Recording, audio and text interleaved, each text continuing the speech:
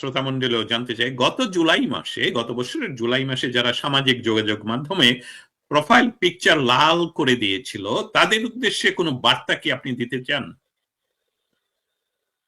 ধন্যবাদ এই প্রসঙ্গটি নিয়ে আসার জন্য। কারণ আমরা দেখতে পাচ্ছি যে এটিকে কেন্দ্র করে এক ধরনের পলিটিক্যাল মাইলেজ নেওয়ার চেষ্টা অনেকেই করছে। আমরা দেখতে পাচ্ছি বিভিন্ন সংগঠনের নেতৃত্বে যারা আছে তারা এটিকে বলার চেষ্টা করছে, কারণ তারা জানে যে তারা আওয়ামী লীগকে অবৈধভাবে নিষিদ্ধ করেছে, ছাত্রলীগকে নিষিদ্ধ করেছে, কিন্তু জনগণের ভালোবাসা আওয়ামী লীগের প্রতি তীব্র হচ্ছে। জনগণ মার্কশিট দেখছে, রেজাল্ট শিট বিবেচনা করছে, দখলদার সরকারের পারফরমেন্স দেখছে, আওয়ামী লীগ সরকারের অর্জনগুলো দেখছে, এবং সে কারণে কিন্তু মানুষ কিন্তু রাজনীতির সবচেয়ে বড় শিক্ষক হচ্ছে মানুষ। তারা কিন্তু তুল্যমূল্য বিচার বিবেচনা করতে জানে, তারা পার্থক্য করতে জানে এবং সঠিক সিদ্ধান্ত গ্রহণ করতে জানে। সে কারণেই কিন্তু তারা আজকে ধরনের ভয়ের রাজনীতি, ত্রাসের রাজনীতি, যে গুজব, প্রতারণা এবং ছলচাতুরির মাধ্যমে তারা এই 5ই আগস্টের প্রেক্ষাপট তৈরি করেছে, সেটি কিন্তু তারা অব্যাহত রেখেছে। মেটিকুলাস ডিজাইন 5 আগস্টে শেষ হয়নি, মেটিকুলাস ডিজাইন তারা অব্যাহত রেখেছে, এবং কি ভয়ঙ্কর ব্যাপার তারা সেটি আজকে অবলীলায় স্বীকারও করছে। এবং আমরা দেখতে পাচ্ছি যে আজকে তারাই অবলীলায় বলছে যে আওয়ামী লীগকে নির্বাচনের বাইরে রাখতে হবে, কারণ আওয়ামী লীগ জনগণের সংখ্যাগরিষ্ঠ অংশের সমর্থন পাবে। তারা বলছে আওয়ামী লীগকে কোনো ধরনের রাজনৈতিক কর্মকাণ্ড পরিচালনা করতে দেওয়া যাবে না, কারণ আওয়ামী লীগ রাজনৈতিক কর্মকাণ্ড পরিচালনা করলে জনগণের সমর্থন অর্জন করবে। আজকে ঘোষণা দিয়ে বলা হচ্ছে মিছিল করে অপরাধ, আজকে আইন করে বলা দেওয়া হচ্ছে আওয়ামী লীগের পক্ষে লিখলে, এমনকি আওয়ামী লীগের সমালোচনা করলেও আপনি সন্ত্রাস বিরোধী দমন আইনে আপনি একজন ক্রিমিনাল। এই হচ্ছে বাংলাদেশে এই দখলদার ফ্যাসিস্ট বাংলাদেশ রাষ্ট্রকে চেহারা বানিয়েছে। তো আমরা মনে করি আজকে আমরা যারা এই বিভ্রান্তিগুলো ছড়ানোর চেষ্টা করছে তাদের উদ্দেশ্যে আমরা বলতে চাই যে তারা বাংলাদেশের জনগণ সবসময় সঠিক সিদ্ধান্ত গ্রহণ করেছে, বাংলাদেশের জনগণের প্রজ্ঞা, বিচার, বিবেচনা বোধ রয়েছে, এবং তাদের এই বিভ্রান্তিগুলো কোনো অবস্থাতেই কখনো কাজে আসবে না। প্রোফাইল পিকচার লাল, কালো, সবুজ, সাদা যেটাই করুক না কেন, বাংলাদেশ আওয়ামী লীগ, বাংলাদেশ ছাত্রলীগ বাংলাদেশের সমস্ত মানুষকে ধারণ করে।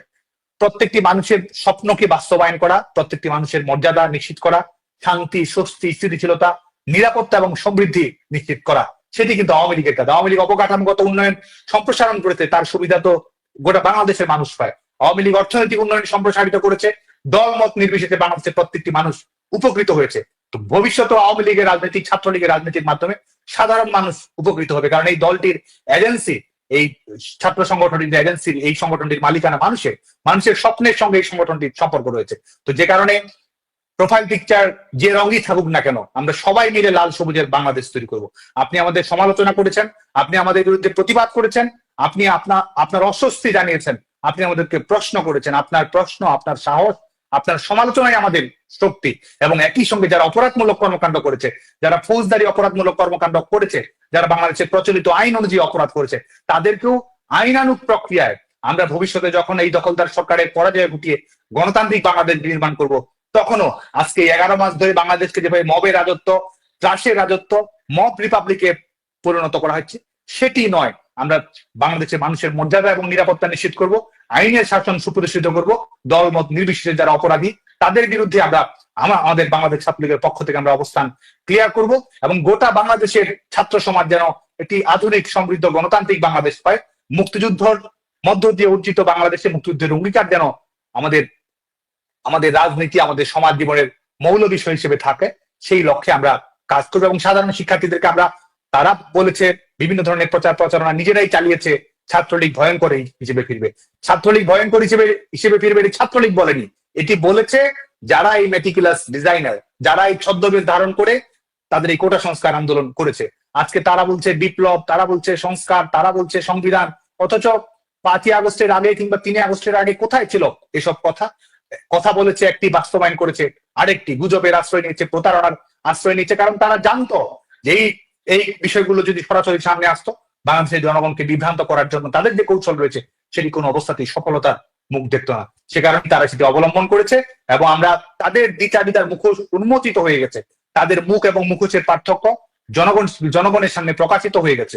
যে কারণে আমরা অভয় দিতে চাই, অভয় দেওয়ারও কিছু নেই, আমরা ভয়ঙ্কর নয়, ভরসা হয়ে থাকবো। প্রোফাইল পিকচার লাল হোক, সবুজ হোক, নীল হোক, সাদা হোক, কালো হোক, সবাইকে নিয়েই আমরা লাল সবুজের সমৃদ্ধ গণতান্ত্রিক মুক্তিযুদ্ধের অঙ্গীকার ভিত্তিক সমৃদ্ধ বাংলাদেশ বিনির্মাণ করব।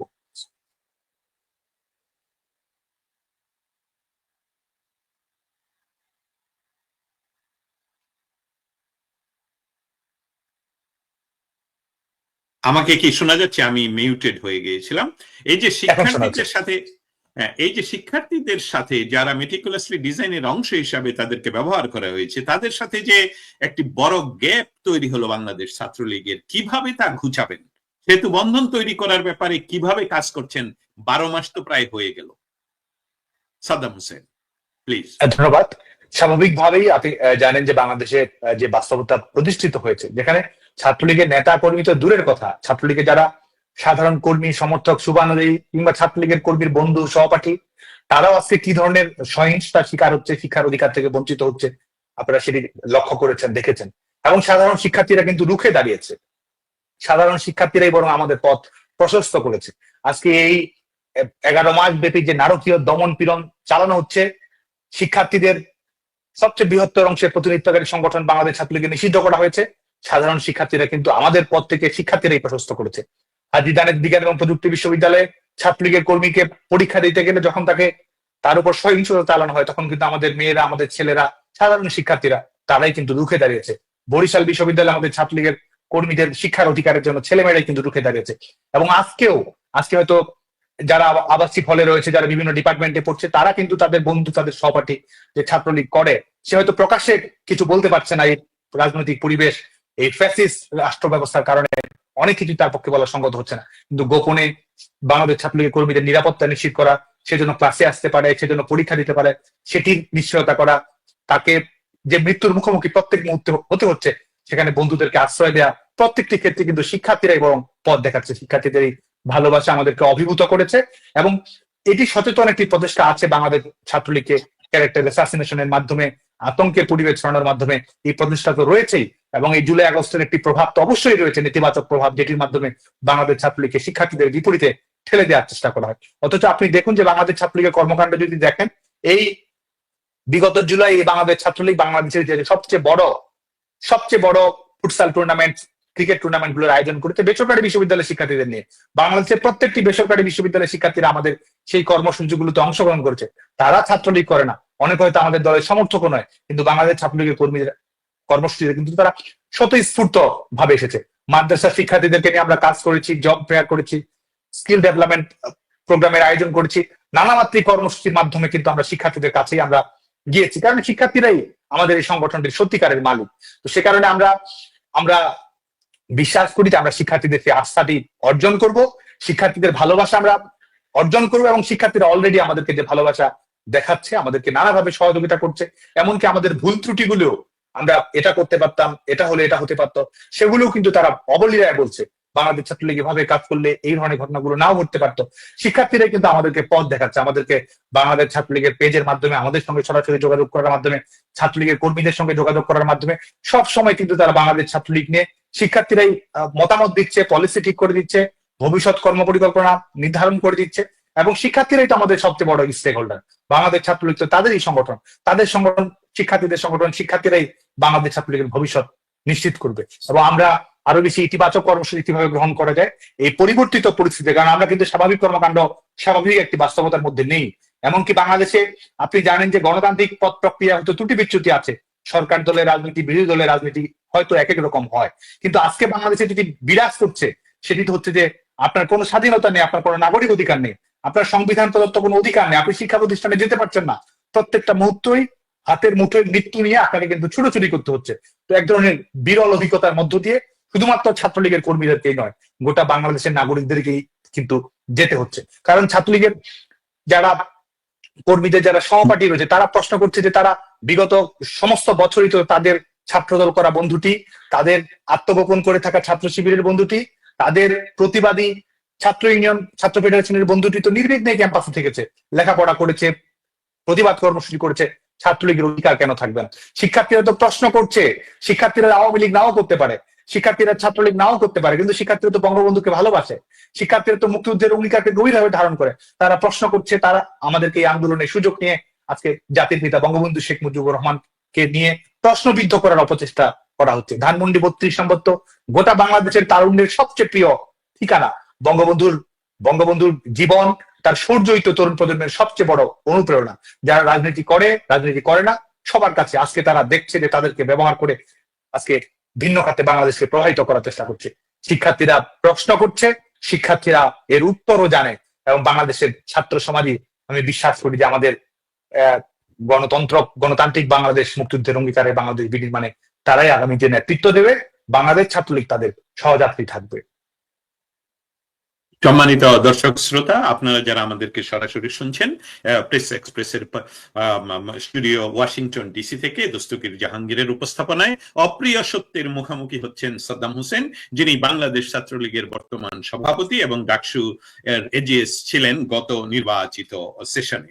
আমি দেশে এই মুহূর্তে যারা দেশে অনেক জায়গায় ঝটিকা মিছিল করছে, বিভিন্ন কর্মসূচি করছে, তাদের একটি বক্তব্য আপনার সাথে সামনে তুলে ধরতে চাই সাদ্দাম হোসেন। তারা বলছেন তারাই গত 17 বছর আওয়ামী লীগ থেকে সুবিধা পায়নি বা বঞ্চিত ছিল। আগামীতে আপনাদের যদি সময় পরিবর্তন হয়, তারা কি আবারও পূর্বের মতো বঞ্চিত হবে? নেতা কর্মী, বিশেষ করে আমাদের তৃণমূলের কর্মী যারা রয়েছে, তাদের এই যে সমালোচনাটি, তাদের এই যে প্রশ্নটি, আমি মনে করি যে এটি যৌক্তিক, এবং আমাদের সংগঠনকে জবাবদিহিতার আওতায় নিয়ে আসার সমস্ত অধিকার তাদের রয়েছে, প্রশ্ন করার অধিকার তাদের রয়েছে। এবং তৃণমূলই তো সত্যিকার অর্থে নেতৃত্ব প্রদান করছে, তারাই তো ঘুরে দাঁড়াচ্ছে, তারাই লড়াই করছে, তারাই সংগ্রাম করছে। এবং বঙ্গবন্ধু কন্যার দেশরত্ন শেখ হাসিনা ইতিমধ্যেই যেটি বলেছেন, যিনি নেতৃত্ব দেবেন, যিনি সংগঠিত করবেন, তিনিই নেতা। তৃণমূলের নেতা কর্মীরা আজকে বাংলাদেশ ছাত্রলীগের সত্যিকারের নেতা, তারাই আমাদেরকে পথ নির্দেশ ঠিক করে দিচ্ছেন, তারাই সাহসের দীপশিখা হয়ে আমাদেরকে প্রজ্বলিত করছেন, তারাই বুকে ক্ষোভের আগুন নিয়ে গোটা বাংলাদেশের ছাত্র সমাজকে ঐক্যবদ্ধ করার চেষ্টা করছেন। এবং আমাদের বিগত সময়ের যে রাজনীতি, অবশ্যই সেখানে ত্রুটি বিচ্যুত ছিল, অবশ্যই আমাদের নেতাকর্মীরা অনেক ক্ষেত্রেই বঞ্চিত হয়েছে, অবশ্যই হয়তো আমরা সবাই আমাদের রাজনীতির যে মৌলিক লক্ষ্যবস্তু, কর্মীদের বিভিন্ন সমস্যা, সংগঠন পরিচালনায় তাদের অন্তর্ভুক্তি, সিদ্ধান্ত গ্রহণ প্রক্রিয়ায় তাদের অন্তর্ভুক্তি, এইসব জায়গায় অবশ্যই আমাদের ত্রুটি বিচ্যুত রয়েছে। এবং এই যে জবাবদিহিতার আওতায় নিয়ে আসা, আমি মনে করি যে ভবিষ্যতে এটি অবশ্যই একটি ইতিবাচক পরিবেশ তৈরি করবে। আজকে যারা বাংলাদেশের বিভিন্ন শিক্ষা প্রতিষ্ঠানে, গ্রামে গঞ্জে, মফস্বলে, মেট্রোপলিটনে যারা নেতৃত্ব প্রদান করছে, যারা সংগঠিত হচ্ছে, তারাই নেতৃত্ব দিচ্ছে, তারাই ভবিষ্যতে নেতৃত্ব দেবে। এবং আমি দৃঢ়তার সঙ্গে বিশ্বাস করি যে অতীতে হয়তো গাফিলতি থাকতে পারে, অতীতে হয়তো ভুল ত্রুটি থাকতে পারে, অতীতে হয়তো সংগঠনের স্বার্থের চেয়ে অনেক সময় আমরা ব্যক্তি স্বার্থকে প্রাধান্য দিয়েছি, অতীতে হয়তো আরো অনেক কিছুই ঘটেছে, কিন্তু এই যে শিক্ষাটি আমরা 11 মাসের অভিজ্ঞতায় যে আমরা অর্জন করতে পেরেছি, এটির একটি প্রভাব, এটির একটি প্রতিফলন, এটির একটি রূপায়ণ, এবং সিদ্ধান্ত গ্রহণ প্রক্রিয়ায় এটির একটি ক্যাটালিস্টের ভূমিকা পালন করা, এটি অবশ্যই পালন করবে। আমরা বিশ্বাস করি যে আন্দোলন সংগ্রামের মধ্য দিয়ে আগামীতে বাংলাদেশে এক ঝাঁক নতুন নেতৃত্ব গড়ে আসবে।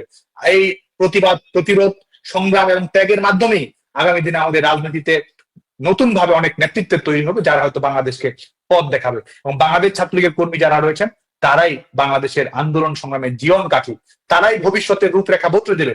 শুধুমাত্র সংগঠনের নেতৃত্ব নয়, বাংলাদেশের ভবিষ্যৎ বদলে দেবে বাংলাদেশ ছাত্রলীগের সেই সমস্ত কর্মীরা যারা আজকে সমস্ত ঝুঁকি, সাহস, প্রতিবাদ, কৌশল এসব কিছু মোকাবেলা করে যারা সংগঠনকে নেতৃত্ব দিচ্ছে, কাজ করে যাচ্ছে, অবলীলায় মৃত্যুকে হাতের মুঠোয় নিয়ে যারা গ্রামে গঞ্জে, রাজপথে, মেঠোপথে সংগঠনকে সংগঠিত করছে, মানুষের অধিকারের কথা বলছে, এই দখলদার সরকারের বিরুদ্ধে প্রতিবাদ করছে, যার যার জায়গা থেকে সংগঠিত হওয়ার চেষ্টা করছে, আমরা বিশ্বাস করি যে শুধুমাত্র দলীয়, আমি দলীয় দৃষ্টিকোণ থেকে বলবো না, তারাই গণতান্ত্রিক বাংলাদেশের ভবিষ্যৎ। এবং আমাদের সাংগঠনিক কাঠামোতে যেটুকু করার আছে, আমরা অবশ্যই আমাদের সময় সেটি অবশ্যই করব, এবং ভবিষ্যতেও আমি মনে করি যে এটির ইতিবাচক প্রভাব অবশ্যই প্রস্ফুটিত হবে। আপনি কৃতজ্ঞতা প্রকাশ করছেন কি এই তৃণমূল কর্মীরা যারা এখন জীবন বাজি রেখে বাংলাদেশে ছাত্রলীগ তথা বাংলাদেশের পক্ষে কাজ করে যাচ্ছে? এক লাইনে উত্তর চাই। আমরা সম্পূর্ণভাবে কৃতজ্ঞ, আমাদের হৃদয়ের সবটুকু ভালোবাসা তাদেরকে কেন্দ্র করে, এবং তারা তাদের যে লড়াই, তাদের যে সংগ্রাম, এটি শুধুমাত্র তাদের জন্য নয়, এটা আমরা গোটা দেশের জন্য, আমাদের জন্য অনুপ্রেরণা বলে আমি নয়, আমরা বাংলাদেশ ছাত্রলীগ পরিবার, আওয়ামী লীগ পরিবার যারা রয়েছে, আমরা সবাই কৃতজ্ঞ চিত্তেই তাদের ভূমিকাকে আমরা ধারণ করি, স্মরণ করি, এবং তাদের এখান থেকে শিক্ষা নিয়ে আমরাও যেন আরো বেশি সুসংগঠিত হতে পারি, সেই লক্ষ্যে আমরা কাজ করার প্রত্যয় ব্যক্ত করি। আমরা আজকের এই অপ্রিয় সত্য মুখোমুখি সাদ্দাম হোসেনের সাথে প্রায় শেষ পর্যায়ে খুব ইম্পর্টেন্ট একটি বিষয়, এটা হলো যে সকল শিক্ষার্থী মারা গেছে তারা নিশ্চয়ই সবাই মেটিকুলাস ডিজাইনে মারা যায়নি, অনেকে সংঘাতে মৃত্যুবরণ করেছে। সে বিষয়ে আসলে আপনার মতামত একটু যদি বলতেন। দেখুন, প্রত্যেকটি মৃত্যুই বেদনাদায়ক, সেটি যে সংগঠনই করুক না কেন, রাজনীতির সঙ্গে সম্পৃক্ত থাকুক বা না থাকুক, যেটি হোক না কেন। এবং আজকে দেখুন যে এই ঘটনাগুলো ঘটেছে, যে প্রক্রিয়ায় আশ্রয় গ্রহণ করা হয়েছে, এবং এই জুলাই আগস্টের আন্দোলনকে কেন্দ্র করে যেভাবে সশস্ত্র জঙ্গি গোষ্ঠীগুলোকে ব্যবহার করা হয়েছে, যেভাবে শীর্ষ সন্ত্রাসীদেরকে ব্যবহার করা হয়েছে, এবং প্রশিক্ষিত ক্যাডার বিভিন্ন জঙ্গিবাদী বিশেষ করে ছাত্র শিবির, ছাত্রদল সহ বিভিন্ন সংগঠনগুলোর প্রশিক্ষিত কর্মী বাহিনীকে ব্যবহার করা হয়েছে, এটি বাংলাদেশের রাজনৈতিক ইতিহাস একটি বিরল। এবং এটির সবচেয়ে বড় প্রমাণ 5ই আগস্টের পরে যারা দণ্ডপ্রাপ্ত ছিল, শীর্ষ সন্ত্রাসী হোক জঙ্গি হোক, তাদেরকে মুক্তি দেওয়া হয়েছে, তাদেরকে দেশে বিদেশে পুনর্বাসিত হওয়ার সুযোগ করে দেওয়া হয়েছে। এবং আমি একটি প্রশ্ন বিনয়ের সঙ্গে করতে চাই, যে প্রত্যেকটি হত্যাকাণ্ডের তদন্ত সাপেক্ষে সিদ্ধান্ত গ্রহণ করা প্রয়োজন। তো আজকে যারা ক্ষমতা দখল করে যারা ইন্ডেমনিটি প্রদান করে, তারা কি আইনের শাসনের প্রতি দায়বদ্ধ? তারা কি নিরপেক্ষ তদন্তের প্রতি দায়বদ্ধ? তারা কি ছাত্র হত্যার বিচার চায়? তারা কি নাগরিক হত্যার বিচার চায়? নাকি নাকি তারা নিজেদের যে হত্যা খুনের বিভৎস তাণ্ডব লীলা সেটি আড়াল করতে চায়? এটি তো আমাদেরকে প্রমাণ করার প্রয়োজন নেই। এই দখলদার সরকারই তো প্রমাণ করে দিচ্ছে যে তারা অপরাধী, সে কারণে তাদের ইন্ডেমনিটি প্রয়োজন হয়েছে। ইন্ডেমনিটি কাদের প্রয়োজন হয়েছিল? ইন্ডেমনিটি প্রয়োজন হয়েছিল বঙ্গবন্ধুর খুনিদের, কারণ তারা হত্যাকাণ্ডের সঙ্গে সম্পৃক্ত, সেটির মাধ্যমে তারা সাংবিধানিক রক্ষা কবচ নিশ্চিত করতে চেয়েছে। আমি ছাত্রলীগের সভাপতি হিসেবে দৃঢ়তার সঙ্গে বলতে চাই, কোন ইন্ডেমনিটি, কোন জুলাই সনদি যারা অপরাধী তাদের রক্ষা কবচ হতে পারবে না। যারা অপরাধী তাদেরকে বিচারিক চক্রের আওতায় নিয়ে আসা হবে। জুলাই আগস্টে যারাই মেটিকুলাস ডিজাইনের অংশ হিসেবে যারা হত্যাকাণ্ডের শিকার হয়েছে, তাদের প্রত্যেকটি হত্যাকাণ্ডের বিচার নিরপেক্ষভাবে তদন্ত করে উন্মোচিত করে যারা সত্যিকারের অপরাধী, তাদেরকে বিচারিক চক্রের আওতায় নিয়ে আসা হবে। এবং শুধু তাই নয়, আজকে দেখুন এই লাশগুলো তো তাদের কাছে ছিল আন্দোলনের কাঁচামাল। এই লাশের এই লাল রক্ত কিন্তু তাদের হৃদয়ে কোনো আকুতি তৈরি করেনি। মা সন্তান হারিয়েছে, এটি এদেরকে কিন্তু হৃদয় স্পর্শ করেনি। তারা আজকে যে এই পট পরিবর্তনের কারণে উপদেষ্টা হয়েছে, শত কোটি টাকার গাড়ি হাঁকাচ্ছে, ব্যবসা বাণিজ্য লুটপাট করছে, এটি কিন্তু তাদের মৌলিক লক্ষ্যবস্তুতে পরিণত হয়েছে। কেউ বোন হারিয়েছে, কেউ ভাই হারিয়েছে, আর এরা এক একজন ব্যাংক ব্যালেন্স, রাজনৈতিক পদ পদবি সবকিছু তারা লুটে নিয়েছে। যে কারণে আমরা ছাত্রলীগের রাজনীতি করি, রাজনৈতিক কর্মী, আমরা প্রত্যেকটা হত্যাকাণ্ডের সঙ্গে যারা সম্পৃক্ত হয়েছে তাদেরকে বিচারিক প্রক্রিয়ার আওতায় নিয়ে আসা হবে। এবং শেখ হাসিনা সরকার, আওয়ামী লীগ সরকার কিন্তু সেটাই করছিল।